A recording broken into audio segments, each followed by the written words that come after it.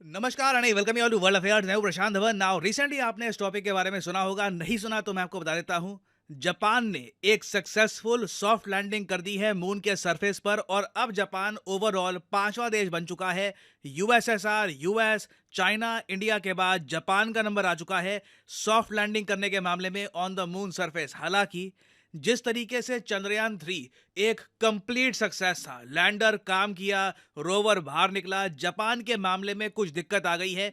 इनका lander respond properly नहीं कर पा रहा। यहाँ पे आप देख पाएंगे आर्टिकल किनोचिवा बेसिकली मींस हेलो। तो जापान ने मून को हेलो किया है, मगर जो इनका स्लिम स्पेसक्राफ्ट है, जी हाँ, इनके स्पेसक्राफ्ट लैंडर का नाम है स्लिम। जब ये लैंड कर रहा था तो लग रहा है कि कुछ दिक्कत आई है और इसके सोलर पैनल्स अभी के लिए काम नहीं कर रहे। यहाँ पे आप देख पाएंगे Chinese media by the way इस बात को बहुत ज्यादा सेलिब्रेट कर रहा है कि जापान का लूनर क्राफ्ट मून पर लैंड तो कर गया, मगर ये सोलर पावर जनरेट नहीं कर पाएगा और उसके अलावा ये 100% वर्किंग कैपेसिटी में है या नहीं, इसके बारे में भी कोई कंफर्मेशन नहीं है। खैर, इधर वे सिंस ये सोलर पावर जनरेट नहीं कर पाएगा, वैसे ही आप मान लीजिए कि जिस काम के लिए इसको भेजा गया था मून को स्टडी करना, ये प्रॉपरली नहीं कर पाएगा। तो इस वीडियो में मैं आपको बताऊंगा कि जापान का मिशन किस बारे में था, यहाँ पर क्या गड़बड़ हुई है और क्या ये इंडिया और जापान वाला मिशन है जो हम सुन रहे थे कि इंडिया और जापान मिलकर भी एक लॉन्च करेंगे मिशन, क्या ये वही था। तो बहुत कुछ यहाँ पे आपको जानने को मिलेगा, मगर आगे बढ़ने से पहले आपसे पूछूंगा एक क्वेश्चन यहाँ पर ये है कि चैंग E6 मिशन ये काफी न्यूज में है।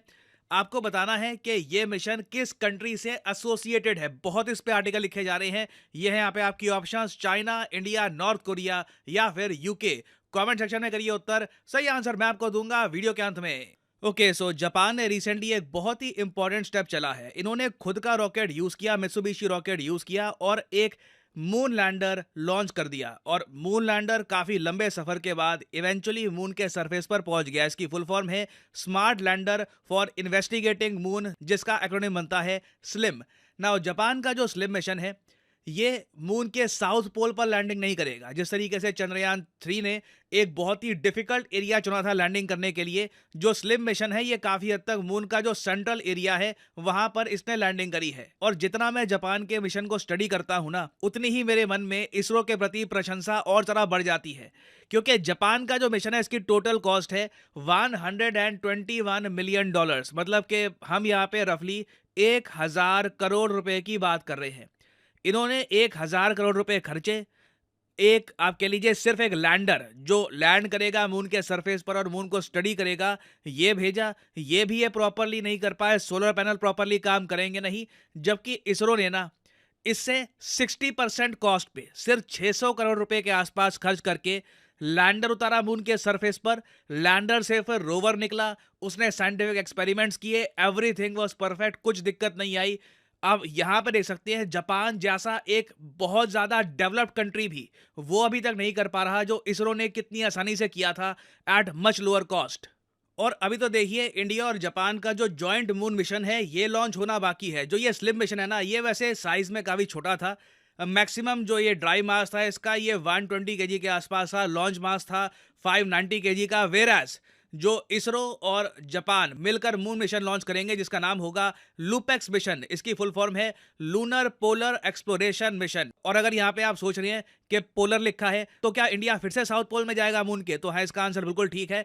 इंडिया देखिए जब जाता है मून पे तो हम लोग फोकस करते हैं पानी की एग्जिस्टेंस पे कि पानी कहाँ पे होगा। मेन काम की बात कहाँ पे है कि हम साउथ पोल पे किस तरीके से लैंडिंग करके मून के रिसोर्सेज के बारे में और समझ सकते हैं।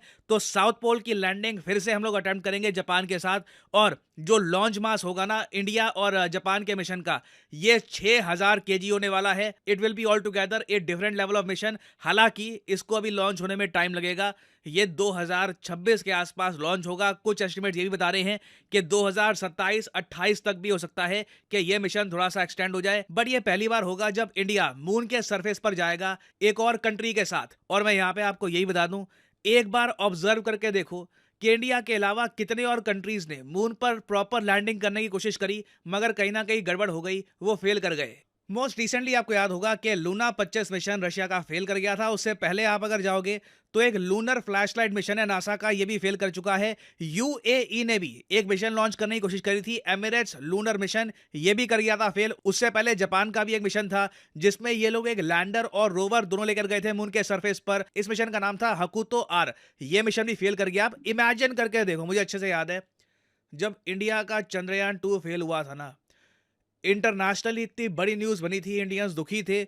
मैं सोच नहीं सकता इन कंट्रीज़ में ना इतने फेलियर होते हैं स्पेस को लेकर।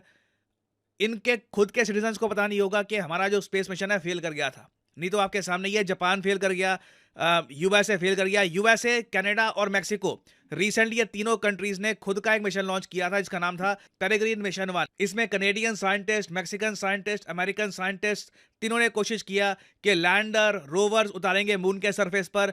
पूरा मिशन फेल कर गया। ये 2024 की शुरुआत में हुआ है। तो यहाँ पे आप इमेजिन कर सकते हैं कि मून पर लैंड करना कितना कॉम्प्लेक्स है, कितनी कंट्रीज फेल करती हैं यहाँ पे बार बार। और इस लिस्ट में ना गिनती के आपको मिशन दिखेंगे जहां पर तीनों चीजें आपको दिखेंगी सक्सेसफुल। फॉर एग्जांपल चंद्रयान 3 में आप देखोगे ये lander, rover, everything was successful. तो ट्रूली स्पेस की फील्ड में तो मैं कहूंगा इंडिया अब एक प्रॉपर सुपर पावर बन चुका है, क्योंकि जो हम लगातार करके दिखाते हैं ना सक्सेसफुली, ये बाकी इंडिया से कई गुना ज्यादा सो कॉल्ड डेवलप्ड कंट्रीज भी नहीं कर पाती। नाउ फाइनली हम लोग वापस आते हैं अपने क्वेश्चन की तरफ कि जो चैंग E6 मिशन है ये आजकल काफी न्यूज में है। बताइए किस कंट्री से ये रिलेटेड है? तो सही उत्तर यहाँ पे है ऑप्शन ए, चाइना।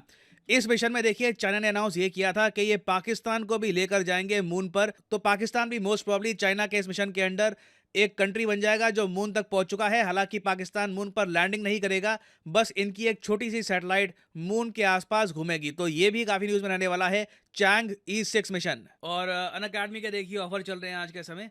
ये जो ऑफर्स हैं इनको आप यूज कर सकते हैं टू गेट डिस्काउंट। तो कमेंट सेक्शन में लिंक आपको मिल जाएंगे। आप यहाँ पर कोर्स ओपन करके you can use the code PD10 और आपको डिस्काउंट मिल जाएगा।